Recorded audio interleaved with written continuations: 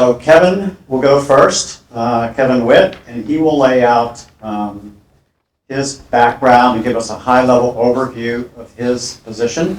Then Andrew will take 2 minutes, and he will do the same. Then Kevin is going to take 10 minutes to lay out the detail, his logic, supporting his stance. And then Andrew will take 10 minutes and do likewise. And then Kevin will have 5 minutes to refute Andrew or clarify points, and Andrew will have 5 minutes to refute anything that Kevin has said or clarify his points. Then we will go into Q&A. So I'd appreciate it if you could just hold all your questions to the end, and I'm going to be the timekeeper. We're going to try to stop somewhere maybe around 8:05, whatever. I'll try to let it go more than 10, but we have to be out of this building at 8:30. We have to be cleaned up and out, so I'll be the scorekeeper. All right. You all ready to go? Sir. Good evening. My name is Kevin Witt. Let me tell you a little bit about myself. I lived as a transgender woman for 20 years. Transgender woman. For 20 years of my life until 8 years ago when God found me in a gay strip club and a gay stripper invited me to church. Believe it or not. It was not a Christian. It was not someone from your church. It was in a gay strip club and a gay stripper invited me to church. That's where God found me. 5 years ago, after that, I attended Bible college at Christ for the Nations Institute in Dallas, Texas, where I later went on to become a street evangelist. 5 years ago, I reluctantly got started in politics when I met the Texas Values team, and they got me involved in lobbying against SOGI bills in the Texas legislature. SOGI stands for Sexual Orientation, Gender Identity. Since then, my passion has been ignited for protecting children from the LGBT ideology, and I am a pro-family activist to this day. Okay, good evening. My name is Andrew Isker. I'm a pastor. I'm the pastor of 4th Street Evangelical Church in Waseca, Minnesota. So I'm in unfamiliar territory. I'm not from Texas. Thank you for having me here and accepting me as one of your own. I got to have some sweet tea today. It was wonderful. And some barbecue too. And but I am an evangelical pastor. I also write for Gab News for the social media site gab.com. Yeah, thank you. And yes, I write largely on cultural and political topics as they intersect with the Christian faith. That's my main passion in writing. I've written 2 books. The first one was with Andrew Torba, the founder of Gab, entitled Christian Nationalism. And the second was my own. It's entitled The Boniface Option, and so which they're for sale in the back if you want to buy a copy later. But I've spoken about these topics and many others. I've gotten to speak at the Minnesota State Capitol this last year when our state legislature was fighting to make abortion up until the moment of birth a right in the state of Minnesota, and unfortunately we weren't successful in defeating that. But issues like these, social issues, issues regarding homosexuality and transgenderism, abortion, all of the big issues that evangelicals are concerned with. These are ones that I focus on because. Very few, even within the church, very few people want to even go there, even talk about things that are controversial, like the subject here today. So I'm very excited to have this debate and this discussion with Kevin here. So thank you so much for having me.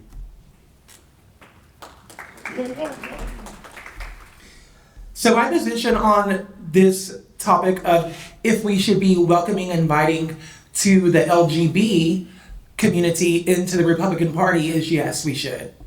You may think I'm coming to you with a biased position. I'm not. However, that is not the case. I just ask tonight that you put yourself in the shoes of an LGBT person. Many of us have LGBT family members, LGBT coworkers, and just people that we love in general. And so we have to think about this issue from their stance of how they're perceiving things sometimes. I learned in my time as a street evangelist to approach all issues putting God first and with a loving heart. Today, this is how I'm approaching this issue. Allow me to share a few verses with you. Go therefore and make disciples of all nations, baptizing them in the name of the Father, Son, and Holy Spirit, and teaching them to obey everything that I have commanded you.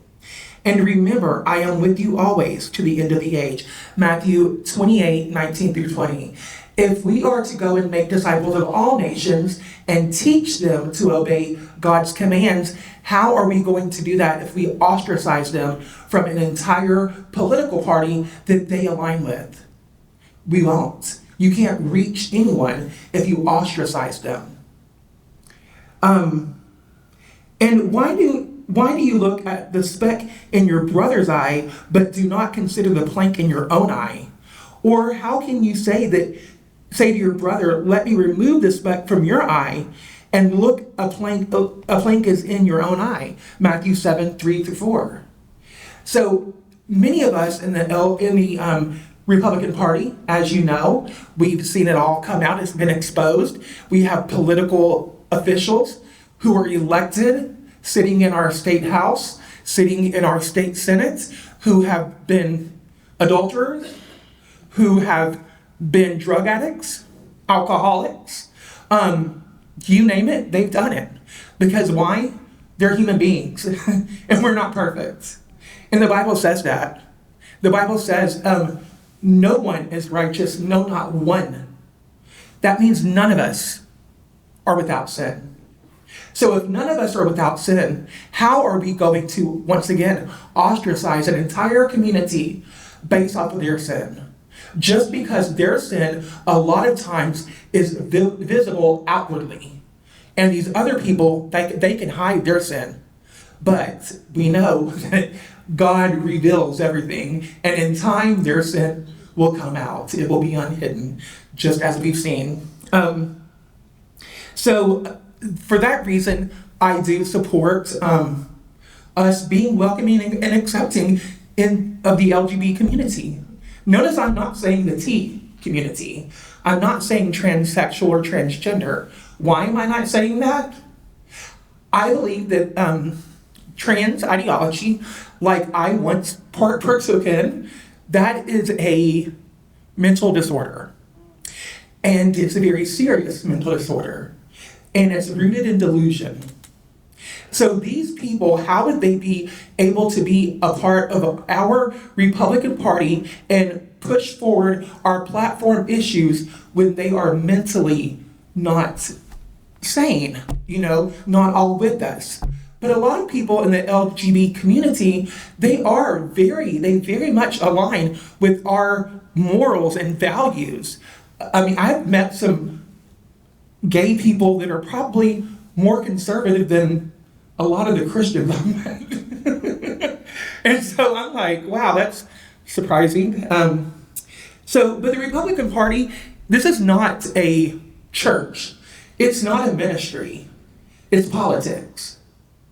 And in politics, we all live in this world with people from all walks of life that are, atheists, you name it. But all of these people, not all of them, some of them have conservative values.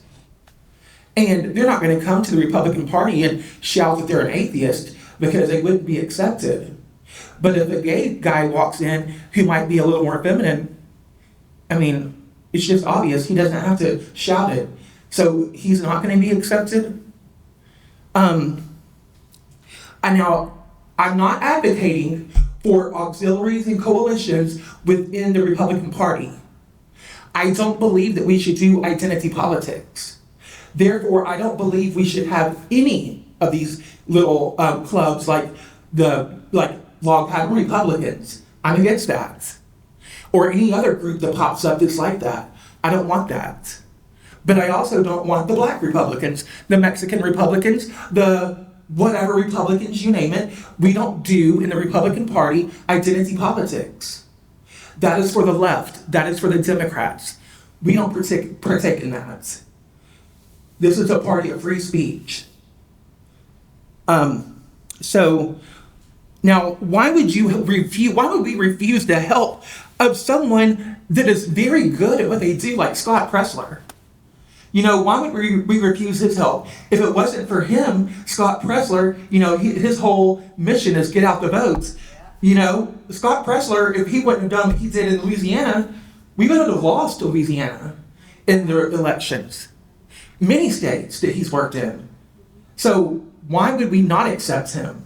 Whenever I work campaigning for representatives that are running for office, can I tell you that one person that I worked for who was running, I called everybody and their mom trying to get volunteers to help pole greet and block walk. Guess who would not help? Nobody. Guess who willingly volunteered their time to come help? The log cabin Republicans. And they were there pole greeting every day, block walking every day, and that was the only help this man had. And he was so grateful and thankful to them because nobody else had time. Nobody had time. But we're supposed to ostracize these people? So, and I'm not for a lot of the issues within the Republican Party about log cabin Republicans coming into our party was that they want to come in and change the party platforms. I'm not for that. Our platform says what it says about marriage. Marriage is between one man and one woman. It's biblical. It's founded on biblical values, and that's that, and no one's going to change it.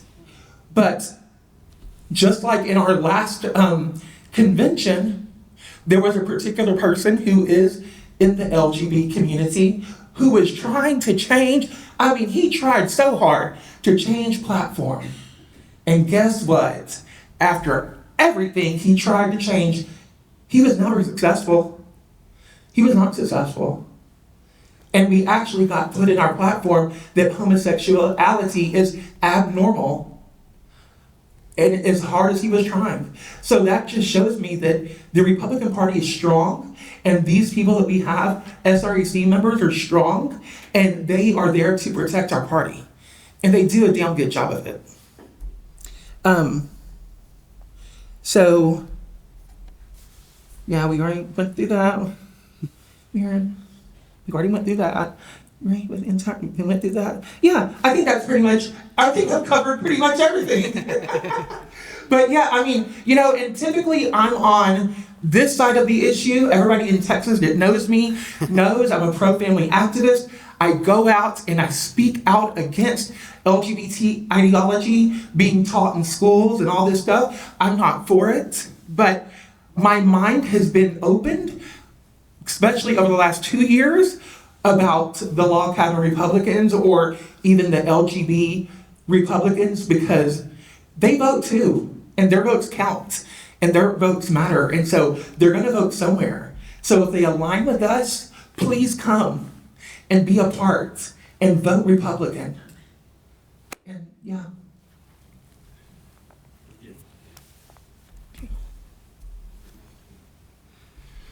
Okay, so it's my turn to go here. So I get to follow you up here, Kevin. So the first point that I want to make is just to think about the question of politics in general and what it entails.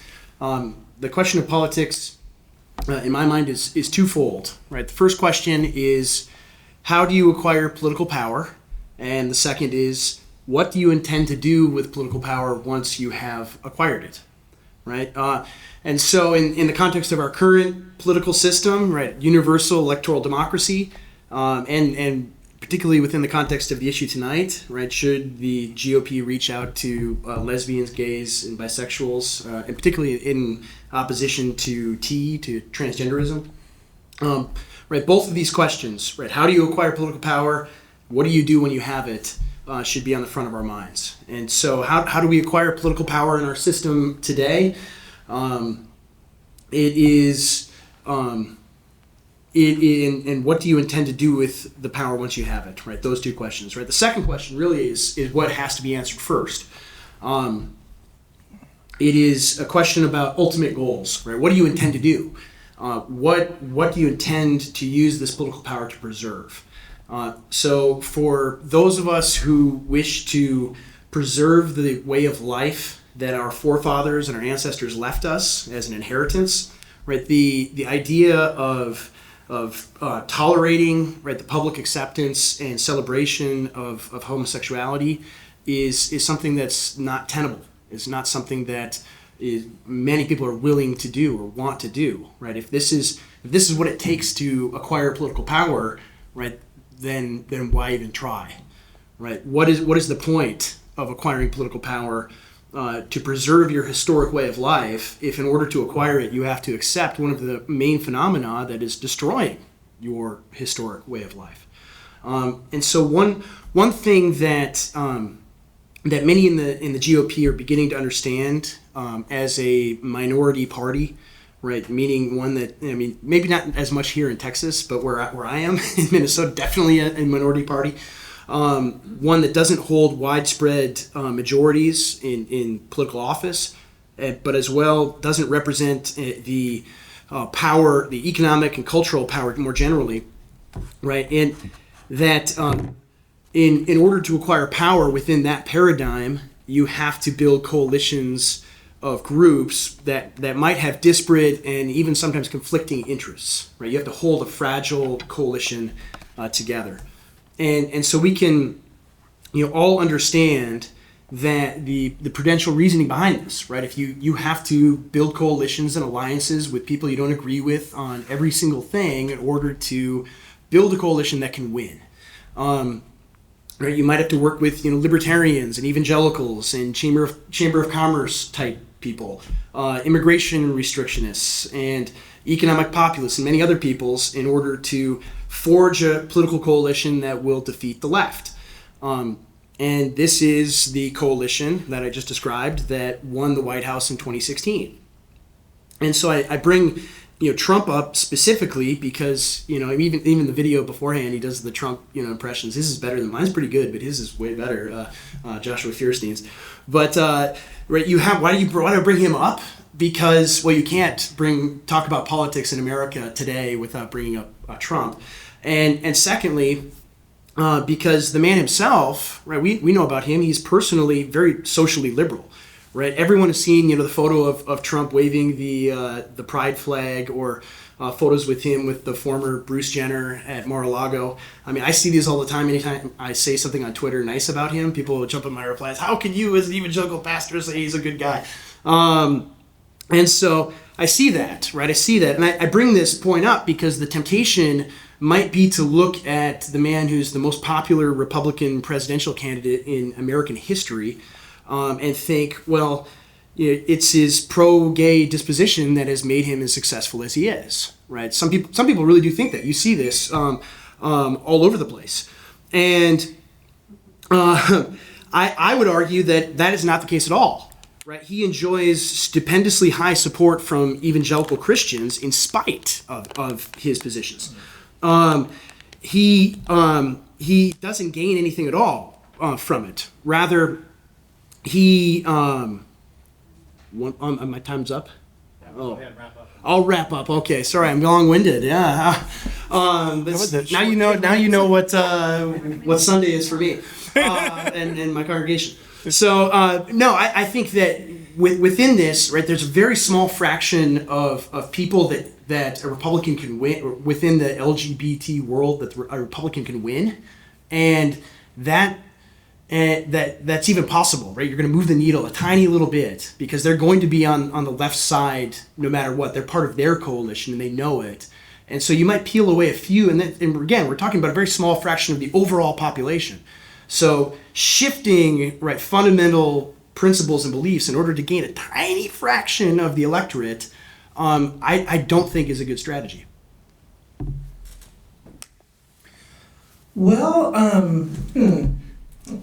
In 2023, almost 2024, I'm going to say that the LGBT community is not a tiny fraction of the electorate. In fact, in the state of Texas, it's already 20% of the voters. And by 2024, it's going to go up. No, 2040, it will go up to at least 30%. I read my statistics today, okay? And I have short-term memory loss. So, yeah, but so therefore, there is a lot of people that are voting in the LGBT community. Now, I will say that probably 80% of those people vote Democrat. That's my number. I think so. Maybe even more. But it's not always because they align with the Democrats. It's because they feel like the Republican Party doesn't like them, doesn't want them, doesn't accept them, and ultimately doesn't love them. And so why would they align with a party that they have probably 85% or 90% agree with their values, but that hates them? You know? So that's why they go and vote the Democrat, unfortunately. Even when I was in the LGBT community, as a trans woman, I voted for the first time in my life, I voted for McCain, not Obama. I've never voted Democrat. I've always been a Republican. And this goes back, and I've only been a Christian for 8 years. So I was in that community far longer, but I never did vote Democrat because I never aligned with the Democratic viewpoints, you know. I was raised in South Arkansas in a very small country town. Like, you know, it's just ingrained in us Southern folks, you know, morals and values. And so, and, you know, it really boils down to humanity, treating LGBT people, I'm going to say all of them, LGBT people like they're humans and not like that they're some five-headed animal. You know, a monster. They're human beings, but like you, they also commit sin. So, yeah. Okay, how much time do I have? I don't want to run off 5 minutes. All right, let's go. Yeah, there'll be Q&A later. No, I understand that. I mean, I would maybe dispute the statistics a little bit. We can go into how they're compiled and what they mean. Right, the numbers of very Democrat. Right, men who like MSM, the like categorical clinical statistic, right, of men who have sex with men, still very very small percentage. You have people that identify as bisexual, things like that, which inflates that number quite a bit. But the major thing is that the coalition that the left has, is one where they want to destroy traditional America. Right, so they view the enemy as Christian and white and heteronormative and cisgender and all of these things. Like you see it, how they talk about it. And they take any one of those parts as part of the whole. Right, and so the Republican Party constantly does this thing where it's like, oh, we're going to counter BLM by having $1 trillion platinum plan, and then we'll win the black vote. Like they try to do the identity politics thing all the time. I know, they should. And what's the result? Like, oh, maybe we shifted of the black vote, we'll shift it by like 1/2%, right? And it doesn't work because the leftist coalition is built around identity politics and it's very powerful. And people understand, right? Even if it's against their own personal self-interest, right? Their identity drives them to where they might be, they might be homosexual and think, well, I want low taxes, I don't want foreign wars, I don't want mass migration, but I'm going to vote for the Democrats because that's the coalition I'm part of. That's what we all do. And the argument I'm making is, even if we show them every single thing that you want and we're going to accept you now, that's not going to break that coalition down. It isn't. And on the other, so that's the prudential argument. The other side of it is that, the question of, when you win, what kind of world are you trying to build and create? Right, are you trying to create one? And you bring up, the point that we don't want to be hateful to people and push them away and ostracize them and so forth.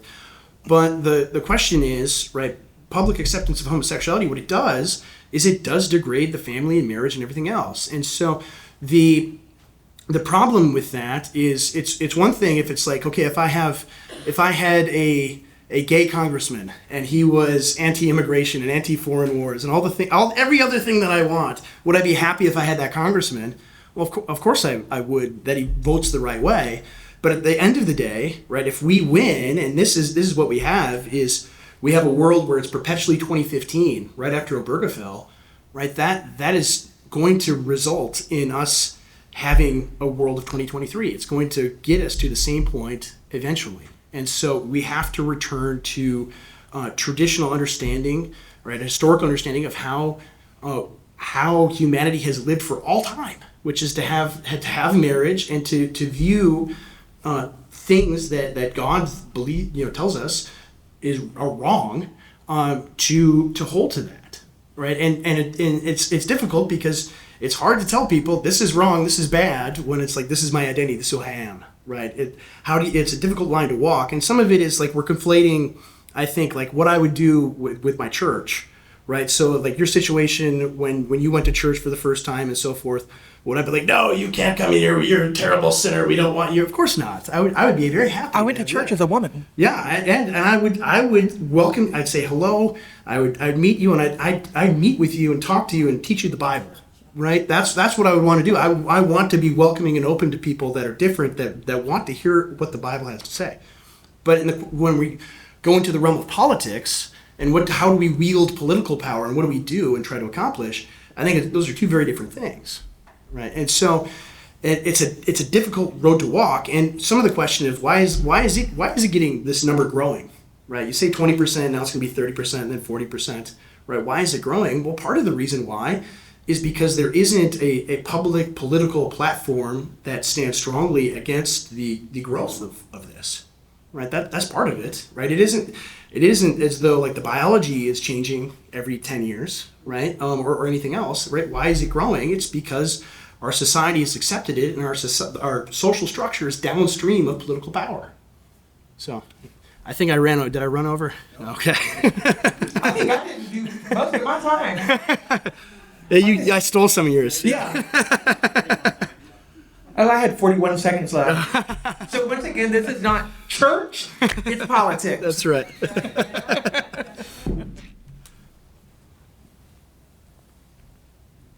All right, thank you. We have about 30 minutes, so we are going to go into Q&A. And Andrew and Kevin, if you have more points to make, please do so during Q&A. I'll just answer the question Or, I want rather than what I'm asked. All right, so I'm going to ask that you do speak into the mic, and I'll bring the mic around. And with your question, please, at the front, ask if it's for Kevin or Andrew or both, okay? All right, so who's going to be first?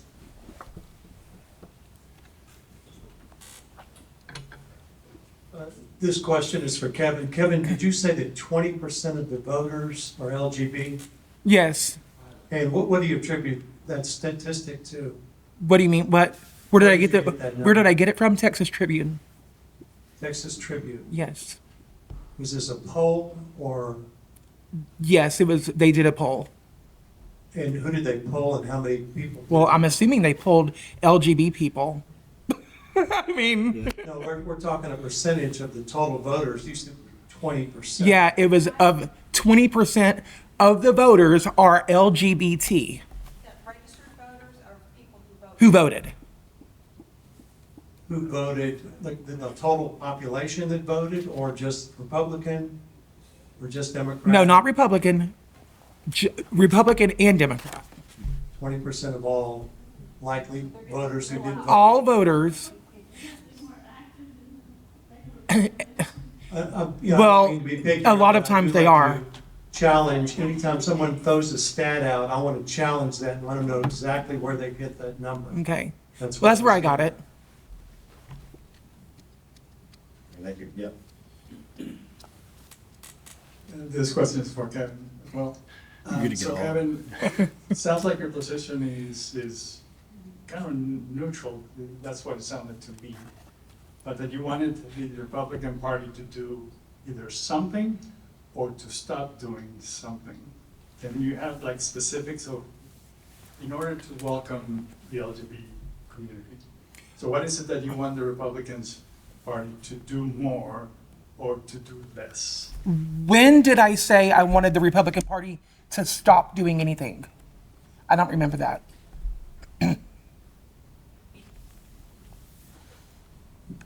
Just my interpretation of you saying that they're not welcoming that community. So it's either because they're not doing something or because they need to stop doing something. That's my interpretation. So the party is not welcoming by large to the LGBT community. I mean, how long have you been involved in the party? I'm not a Republican, I'm an independent, so I've been Okay. conservative since I started voting. Okay, well, in the party, when they have events and there's a gay event, a lot of people get mad. A lot of people get You mad said a lot of people get mad. When what? when there is a gay event happening in the Republican Party. No, I mean like log cabin Republicans. Y'all are in Austin though. Y'all probably don't see it as much. Y'all are down here.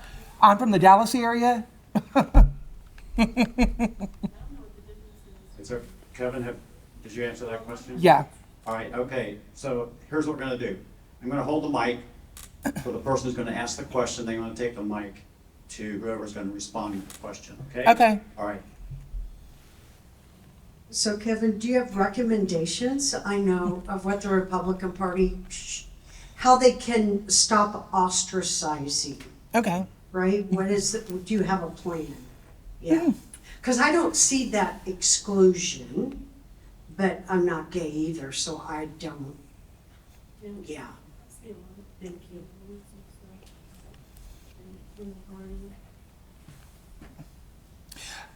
So, I'm heavily involved in the party. I work in politics. I work for a political consulting firm. So, I'm every session I'm at the steakhouse at least once a week, if not 2 or 3 times a week. So, I probably am exposed to politics more than the average person. So, I've seen it with my own eyeballs, how they treat a lot of first of all, we don't have a lot of gay people in the Republican Party, but the few that are get treated a certain way a lot of times. And I think that the way that we can do that is to, a lot of the issues in Texas have been the log cabin Republicans, which are the gay Republicans. It's a group. It no longer exists in Texas as of January 17th, actually. The national group just pulled all support out of Texas, and they're no longer here.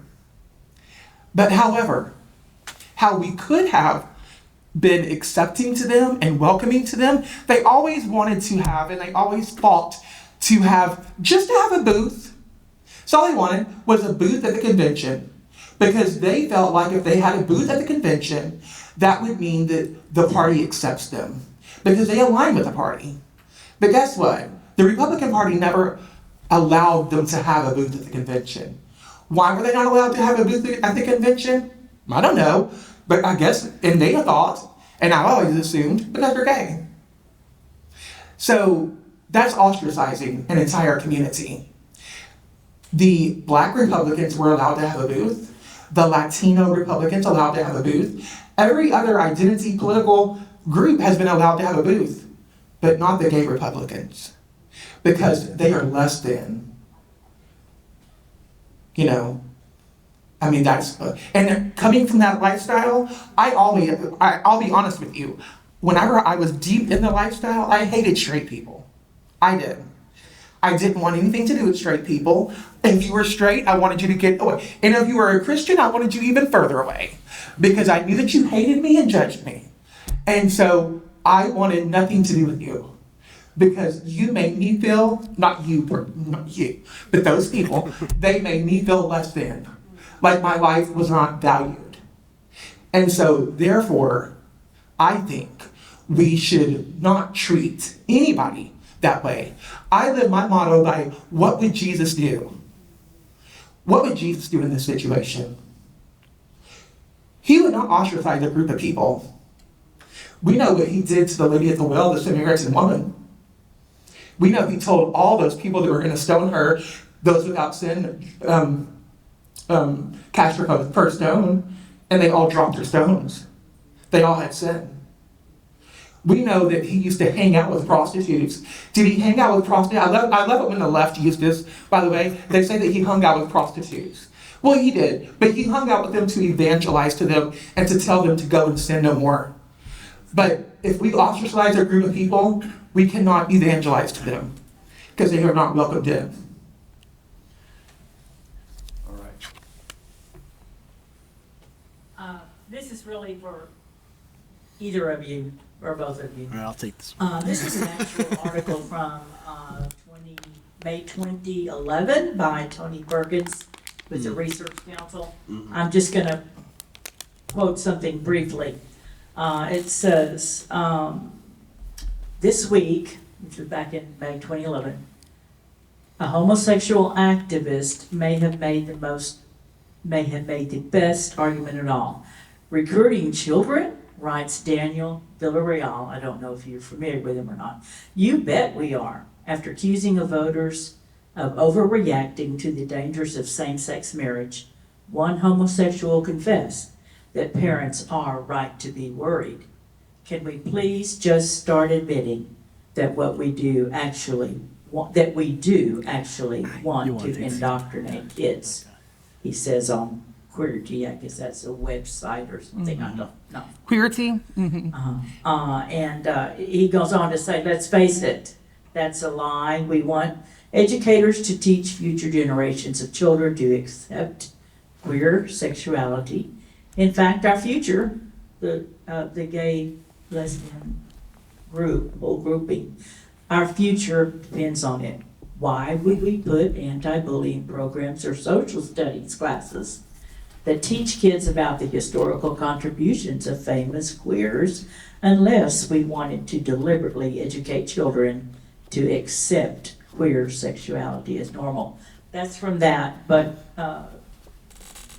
if I could, I read this today from the American Spectator. They're talking about the tribalism, sort of return to tribalism, whether it's ethnic, sexual, groups or whatever kind of groups. We see what this is. Let's use clear language and think clearly about it. Godly tribes, godly families, godly individuals with a strong identity. These are not problems. What we must have is the definition of the godly identity itself as encompassing every right identity, husbanding and developing it, guiding so each subsidiary identity enriches and prospers us in its small but crucial realm. The godly identity as well keeps us away from the destructive and belligerent envy that only can defeat us and impoverish us. But I am declared righteousness through the righteousness of Jesus Christ. Okay.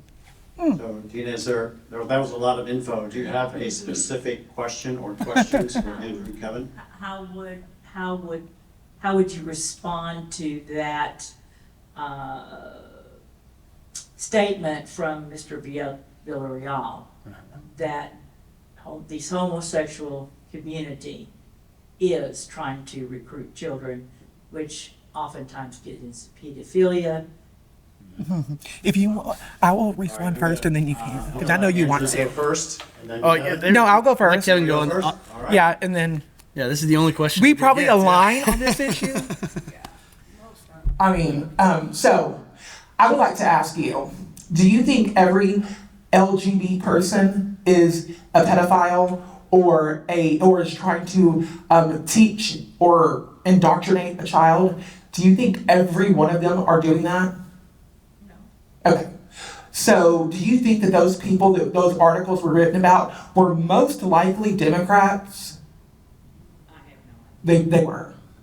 And Are we talking about Democrats today or Republicans? We're talking about Republican LGBT people that have the same values and morals that we do. Their beliefs line up with our beliefs, except for usually the only one that does not line up with our beliefs is their belief on marriage.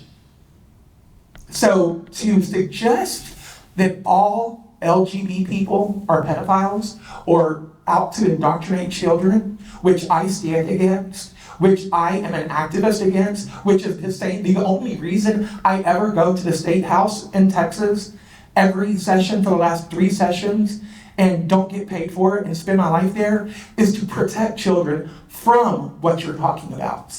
So I would never sit up here today and say that we need to welcome those people in. But I'm sitting up here today saying we need to welcome in the LGBT Republicans who align with our values and morals. Yep. Okay. Well, yeah. So let me. Kevin's gotten all the speaking time because everyone's asking him questions. So let me try to respond to a few. I mean, not only this one, but a few of the other ones. Maybe wrap them all together. I think the question, like this is not, and even just as Kevin phrases it there, I mean that's they have all the same values as us except this one, which happens to be marriage. That's a big one. That's a huge one. And so the question though is, like, even on this issue, right? Because I don't know if it's necessarily fair to say, okay, these are like pedophiles or activists, where it's like if the public acceptance of homosexuality is in there within a society, right? Then and you have public schools, and it's now normal. It's all part of the entire civil rights system where this is a protected class of people. Right, then by definition, the children are going to be learning about them, right? That's just part of it. And so you're going to learn about the guy that they did the movie on who decoded the Enigma machine. Like, you're going to learn about, he's a hero and all these things, and Harvey Milk and all of these. You're like, kindergartners are going to learn about that stuff because that is what's going to happen when you say, all right, this is now tolerable and acceptable, and we have to be okay with it. Right, so that's it. Isn't even necessarily the people that are like, not just like the bad Democrats who want to do horrible things with children, right? Obviously, yeah, everyone's going to be against them, and so I'm not talking about that. I'm talking about like the stuff we would say, right? The LGBT Republicans, right? That small group, right? That group. Like it's a really big deal to do this, and so the question, like we're begging the question of what does it even mean to not ostracize them, right? What does it mean? Because you're going to have to make distinctions and draw lines, even with something like that, where you say, no, we're not going to teach children about Billy who has 2 dads and things like that. We're gonna take that off the table, right? Well, I mean, for example, like the Florida bill, the Don't Say Gay bill, things like that. Right, there will be people that will say, well, that's ostracizing to gay Republicans, right? People that agree with all the things we do. So, wherever you're drawing the line on these things, there's going to be, people are going to feel ostracized, right? That's what's going to happen. And so, that's the question, I guess. Maybe I'm asking questions for the audience now, but like the question I have is like, what counts as ostracizing someone, and what counts as accepting them, right? Where do you draw the line? Well, in schools, there are many of us activists who go to school board meetings monthly, quarterly, whatever, who fight against those things being taught in the school. Those things don't have to be taught in the schools. That's right. Those things, many of us fight against the school teaching you anything about sex. All they should be teaching is arithmetic, writing, English, science. That's it. Period. Done. Yeah. They don't need to be teaching all of that, which falls into critical race theory and all those things. We don't need all that in schools. So that is how we fight back against that. What about the people that would say that's? Just to clarify my point, I know many gay people who are against those things, who are against even sex education being taught in school. Well, Oh, okay. I'll speak into the mic. Yeah, it's commendable. You're right. But there will be people who will say that is discriminatory against gays, and so that's bad. Or if people who say, well, we're happy if gay people vote for Republican candidates, but we are not going to. I mean, you mentioned like the platform and changing the platform, and so the question is, right? If you become accepting of LGB in the Republican Party and you're successful and you have a lot of LGBT people in the Republican Party, that it's not going to be just one guy who fails to change the platform. Eventually, that movement is going to gain steam, and suddenly the Texas Republican Party or whichever state's Republican Party will be in favor of gay marriage. I mean, you see what happened this last congressional session in D.C., right? The Republican Party overwhelmingly voted to codify Obergefell, right? I mean, Republicans voted for this, and so, right, this is it isn't just here's a group of people that we feel are disenfranchised and marginalized and put upon and made to feel like they're less than human and so forth. It isn't simply that. It's also like it's not morally neutral. Like it's not politically neutral. Like you bring people in and they're going to pursue the interests that are important to them individually. And so if you're gay, you're going to want to have gay marriage and gay rights, and you're going to push that within the Republican Party. That's not. No, you're not. Not every gay person wants gay rights. Guess what? Whenever I was in the LGBT community, I was against gay marriage. I always have been. Okay. I've never been for gay marriage. I think that I do support a gay civil union where two people can have insurance together and things like that. But I do not support gay marriage. That is a religious ceremony ordained by God, and He would never ordain two people of same sex marrying each other. And so that point is null and void in this conversation, because this conversation is about politics, not church. Like I've said so many times, and you said, well, okay, their stance on gay marriage, that's huge. Well, to you it might be. But guess what? To the Republican atheist, it's not. And we have those people. So are we going to ostracize them too because they don't believe and line up with your values and morals? No, you can't. Because we all live amongst society, and the Republican Party is a representation of the people that live in society amongst us. And we have people from all walks of life living in society. And this party represents, and the Democratic Party represents people from all walks of life. So I'm just saying that, do you agree with every pastor that you ever met? Because I know I don't. Do you agree with every politician with the way they vote? No. Yeah. I don't agree with the way anybody does anything 100%. It's okay to disagree, agree to disagree. All right, we have a few more questions here. So if you were to support, say, a gay candidate, and like, how would you make sure, let's say if you were going to accept them into the party, that they wouldn't be participating in things like for example, like the Pride Month and all that stuff. I mean, it started out, 20 years ago, just a regular parade, and now you have grown adult men running around showing their genitals, at eye level with 3 and 4-year-old children. I mean, that would be really disturbing to me if there was a candidate that I liked that was at that event or supporting that event. I mean, how would, because you talk about embracing, and it's one thing to embrace somebody who does something alone in their bedroom, keeps it in their bedroom, isn't flaunting it out in public.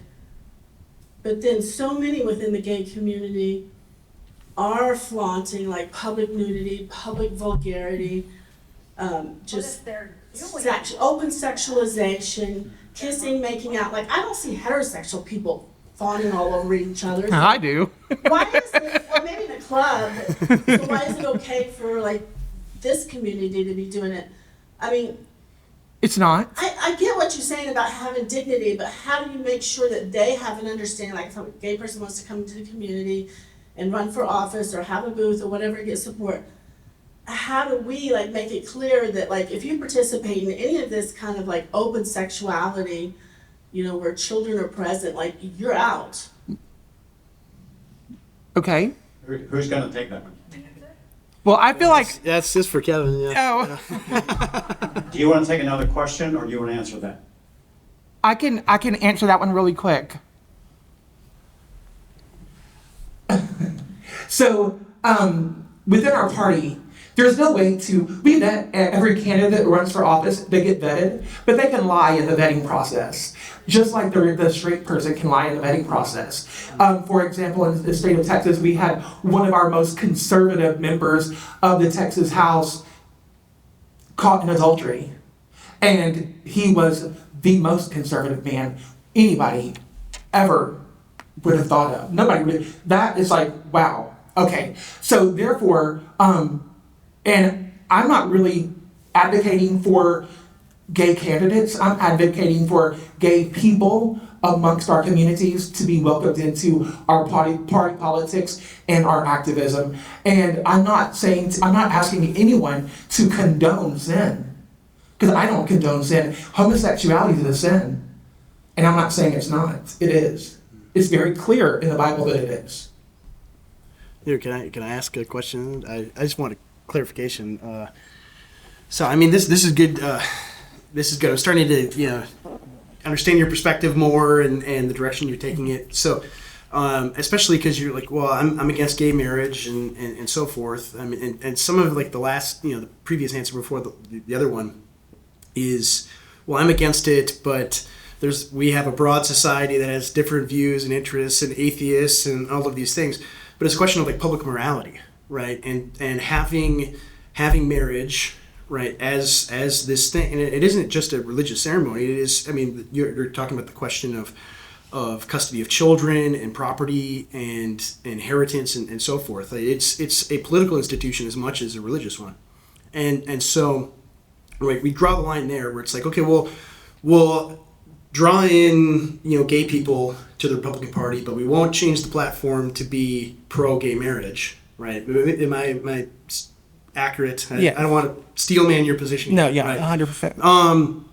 But the question is, right, well, right, how do you, if you draw the line there, right, you say that's the line, how do you keep the line there, right? How do you say, all right, we're going to be against gay marriage, but we want gay people, when the left, on the other hand, right, says to gays and lesbians and everyone else, right, we are pro-gay in every possible way, and we want to have gay marriage and every gay right, have every civil rights law protecting gay people, all of these things. But the rest of their values don't align. I know, but if that's the core part of your identity, right, and they're offering this to you, it doesn't matter if you... Not all gay people place their identity in their sexual orientation. They're human beings. But if we look at how they vote, that's right. That is the way. Like, well, No. you know the statistics on voting. I was Here, I'll let you talk in the mic. I was a trans woman that voted Republican. So I did not vote according to my lifestyle. I know, are you the rule or the exception? I am not the rule, but there's many like me, and I'm advocating for those like me. Okay. I'm not advocating for Democrats. Yeah. I'm totally leftist agenda, all of that. Mm-hmm. I'm just saying, y'all, welcome in people who might have a different sin than you do. Look at Brandon Straka, or Strunk. Look at Scott Pressler. Do you have a question? Do you have a question? No, I don't have a question, I'm just. She's fired up. Huh? Brandon Straka. Oh yeah. Fran first, then I'll... Scott Pressler is gay and Brandon Straka is too. Brandon Straka is gay, the one that did the, walk away campaign from the left. All right. He's huge. Got a question here, Natalie?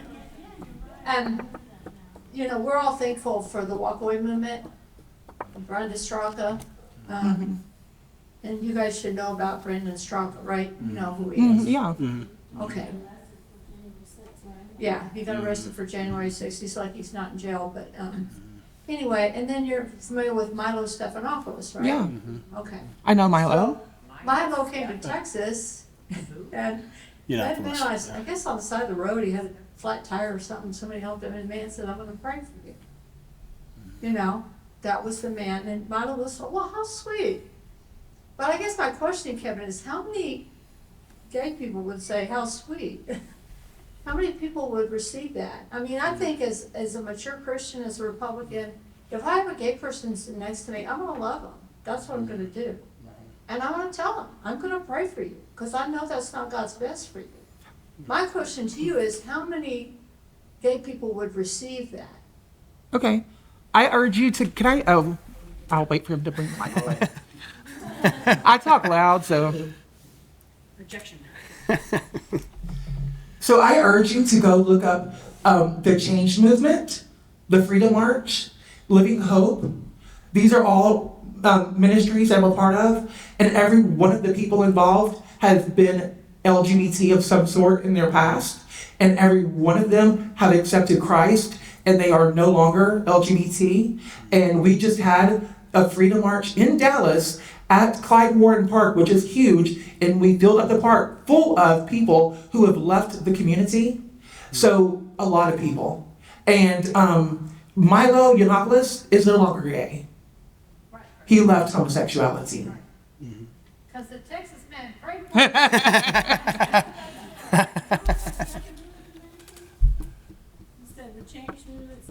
for Change Movement, Freedom March, and Living Hope Ministries in Arlington. Well, this is what really people are wanting to suppress all over social media that you can change. Yeah. Well, they say that you can't, but I'm here, so. You should bring your picture. Obviously you can. I just think I think what happened early on in the, like groups like Focus on the Family and stuff started having, like their groups with people and changes. They were putting people in leadership positions. I don't believe in that either. Who have weren't changed for very long. Yeah. There needs to be at least 3 to 5 years that you change before you're like in Yeah. a public speaking position. Absolutely. You can't just have somebody that's 6 months out, just like the same thing for Alcoholics Anonymous. You can't put someone in charge of the meetings who's sober for 3 months. Yeah. And that's what happened early on when we started having these change ministries, which I think really just. That's the power when you give your life to God. He renews us. You get a new heart and a new It spirit. did so much damage to that ideology. The idea that you could change, it did a lot of damage to the accountability. I mostly just have a comment. What puzzles me is in the gay community, like you said, we're all sinners, right? Everybody sins. There's liars, cheats, thieves, adulterers, pornographic people. I mean, all this stuff. But like, how would society react if like all the thieves got together and started a coalition? It actually happened. Be stealing. Like, what's the difference? Like, in California. Just a comment. Well, like I said, I'm not for coalitions. I think we should end all of them in the Republican Party. Why are you not for them? They cause division and strife Exactly. and just a bunch of arguments and stuff. It doesn't further our party. Huh? Well, yeah, Oh, well, yeah. running out of time here. All right, we're gonna do one more question, and then we're gonna do a wrap up. Okay. And if y'all would, maybe take a minute or so and do a summary, and then give us 1 or 2 action items, okay? Okay. That we can take away. Okay. Kevin, you started off saying that you didn't want tribalism and you didn't want like divisions within the party. I think is what I heard you say. And I agree with that. But then we also talked about identity, and you just kind of answered that your identity is not as your sexual orientation, which I agree with. And that's the part I wanted to get to, is that my identity is as a follower of Christ. That's my identity. Mine too. And so it's not my sexual orientation. And I think so sometimes this subject, people latch on to that's their identity. And you stated it, and I wish there was more people like you that would state that that's no longer my identity. My identity is in Christ. Yes. That we're changed. We've all sinned and fallen short of the glory of God. None are righteous, no, not one. We all are changed if we truly are followers of Christ. We're different people. And so I guess I would like to say that, I'm sorry that you feel rejected. That Oh, would I don't not anymore. be- that would not be our goal, or Yeah. that would not be our intent, or ever. I work with a lot of folks that are that are gay in this lifestyle, and I just try to love everybody the same. And I don't do it perfectly. I try, though. I mean, we're all human, and so. I don't know, is that maybe the right approach, that we should just say, Absolutely. hey, we welcome everybody. We don't care what, That's what I'm advocating for. and we're all sinful, and we've all fallen short, so, but let's not promote or allow someone to continue to live in that sin. Christ, you brought up Christ. He talked about, the woman at the well. He didn't let her stay there. No. He gave her an invitation. Would you follow me, basically, is the question. And that's the question for all of us. Will you follow me? Yep. And that's our choice. Yep.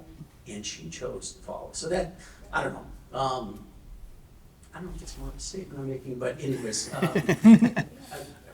It was a great statement. Yeah, we're not allowed to stay there. Christ never allows us to stay with us. He's always calling us higher. So that's. I think we, as a Republican Party, we reached out more to gays, or, most people are conservative. Most. Just by nature. That's what we were raised on. But the division, In the South, that's what probably. causes division. Is it in the South? Probably. Yeah. Not in Minnesota. Black families, Hispanic families are raised conservative 99% of the time. That's how they're raised. But it gets divided. And it shouldn't be like that. We should accept everyone. Besides, the children. Have you spoken to Matt Rinaldi, the GOP head of Texas? Have you spoken to Matt Rinaldi, GOP? In what head? aspect? To how do we include Oh, more? I haven't had that conversation with him yet. No. Mm-mm. Okay. Because I'm just wondering how we start, or how Yeah. things. All right, who's going to wrap up? Who wants to start the wrap up? He can start it. Andrew? Okay, All I right. will. Sure. If you would, all right. I'll go fast. Well, give us one or two action items. Okay. And Kevin, if you'll follow, it'll be great. Okay. This is just introducing you to this fact. Okay, well, my I guess this is my closing statement that we get to have here. I think the conversation has been good in terms of looking at, all right, what does this actually mean? This question of reaching out to people, to lesbians, gays, bisexual people, and so forth. But at the end of the day, the ultimate question is, what is the public moral order that a society is going to have, and are you able to pursue that while also reaching out? And if that means that they will sign up for a public moral order which says that homosexuality is a sin and it's socially destructive, if it's accepted by society, then yes, bring them in. But if the question is, right, no, they won't, and they'll work against that. They'll push their identity as the chief priority, which I think is the most common. I think Kevin is an outlier in this way, and many people are an outlier that are even conservative and gay, right? That I think is a poor strategy, right? Because it will be undermining the ultimate goals of a conservative movement. And so as far as action items, I think at the same time, right, we've kind of overlapped church and state here a little bit in some of our discussion, right, which is very easy to do, right? But as far as action items, I think in terms of personal life and in church and in your vocation, to like many have said here, to love people and to care for them and to bless them, right? The guy that prayed for Milo, things like that, right? Love people, but at the same time be able to stand firm in what your stance is of public morality, because today it's very difficult to say that. It's very difficult to be against gay marriage today. I mean, like I said, there are most of the elected Republicans in Congress are pro-gay marriage as of 2023, right? It's a politically, socially costly stand to take today to be against it. And so my action item is to take that stand, right? To be bold in taking that stand. But at the same time, to love people that, yeah, sin differently than you do, of course, right? You can do both at the same time. So to reiterate my stance, I just want to go back to whenever I was a street minister, an evangelist, I always approached everyone. And what I did was I went to the LGBT parades all over every one in the state of Texas. And I would go, I was not holding up signs that say turn or burn, because you're never going to reach anybody that way. I would go and take water and snacks and ask them if they wanted water because it's hot in Texas. And they would always say yes. And then I would say, can I pray for you for something? And they would open up to me and I would pray for them. And it was so, these people were so welcoming to us and accepting to us because we were not there yelling at them. We were there loving them. And I believe I have the same stance in politics. We have to love people. Now, sometimes I get a little bit, my temper can get a little bit, the best of me. But I try to love people right where they're at, and I think that that's what we need to do. I'm not asking anyone to condone homosexuality. I'm not asking anyone to condone gay marriage. I'm against gay marriage. I'm not asking for any of that. I'm just asking you, and I'm not even for that we need to promote gay rights, because I think that the gay people have, okay, we've done that. We're there now.